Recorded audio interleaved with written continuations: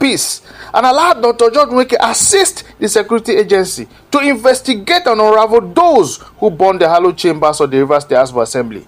It is also strange that the Change Simplify movement will criticize the declaration of emergency rule, which has been acknowledged as the best solution to the insecurity that would have befallen Rivers State. We welcome the state of emergency declaration by President Tinubu, and we urge Rivers people to support the sole administrator to restore peace and stability in Rivers State.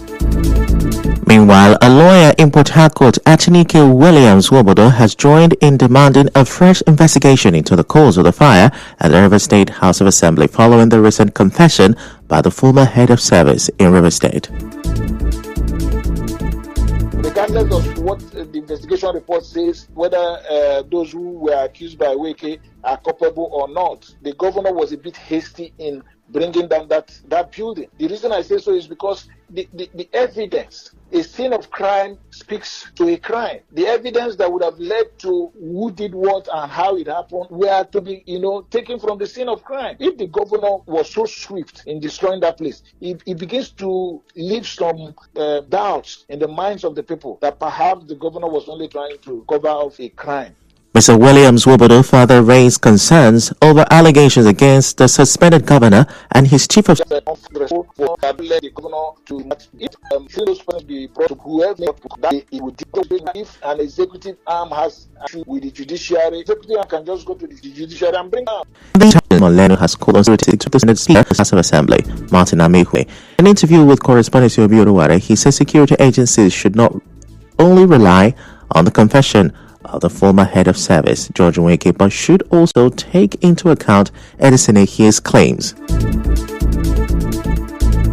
The Chief of Staff, Edison Ehie, had now created a new vista to the narrative that has, been peddled all along. The narrative that had been put forward right now has even shown that Martins Amehule, who was the speaker as at then, also has a lot of questions to answer. And that is not also to say that he was responsible or he was not. So the police has a great deal of job to do to unravel those behind this situation.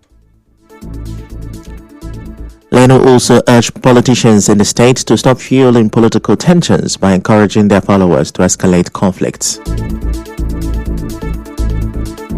Do things that inadvertently, will be detrimental to the state and even cause, havoc and danger and all of that. And that is why it is always important for the political actors themselves to manage their followers and supporters properly. As we speak to you today, it could be the supporters of the governor, it could be the supporters of the FCT minister. They could have done it on their own without even being ordered or mandated to do it. Any actions or inaction by politicians can result to far-reaching actions.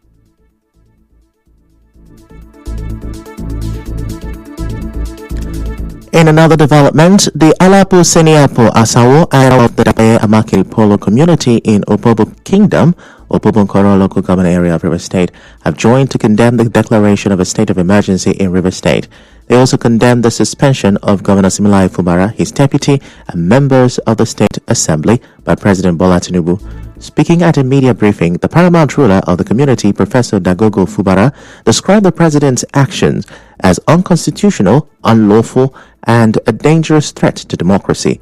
Fubara also condemned what he had in the political crisis in River State. He, however, commended the peaceful approach of the suspended Governor Similai Fubara and his unwavering commitment to the development of River State. We are solidly behind our son, Sir Dr. Siminalayi Fubara, in his battle to save the soul of Rivers State from the hands of those who never mean well for the state. We again commend him for his peaceful disposition in handling the political imbroglio that has brought the peace and tranquility we all enjoy in the state. Also speaking, the leader of the Supreme Council for SIM, Joshua Fubara, appealed to President Tinubu to reverse his decision and reinstate the suspended governor and others. Fubara said that the people of Opobo Nkoro and River State remain in full support of the president's administration. The President of the Federal Republic of Nigeria, President Ahmed Bola Tinubu, was misinformed. He was misinformed. What they told him is not a fact. There was no explosion anywhere. They just posted fake pictures to crucify the governor. We want to call on the president to please, as a matter of urgency, he should revisit his decision. Rivers State, love him. Opobo Kingdom, where the governor come from, love him. The Fubara House, where the governor belongs to, love him, the president. Let nobody deceive him that once you dismantle Fubara, anybody can give you vote. No. Fubara is capable of giving the president. Fubara and Jackson Christopher Fubara also spoke.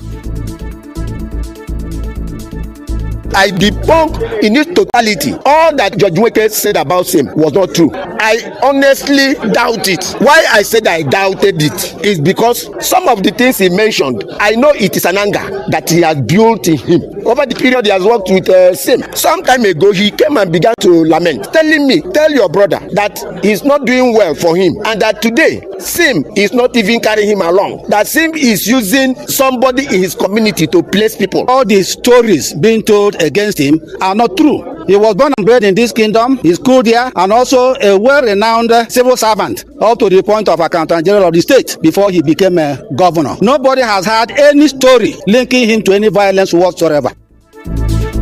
Good camp against grain follow oral killings.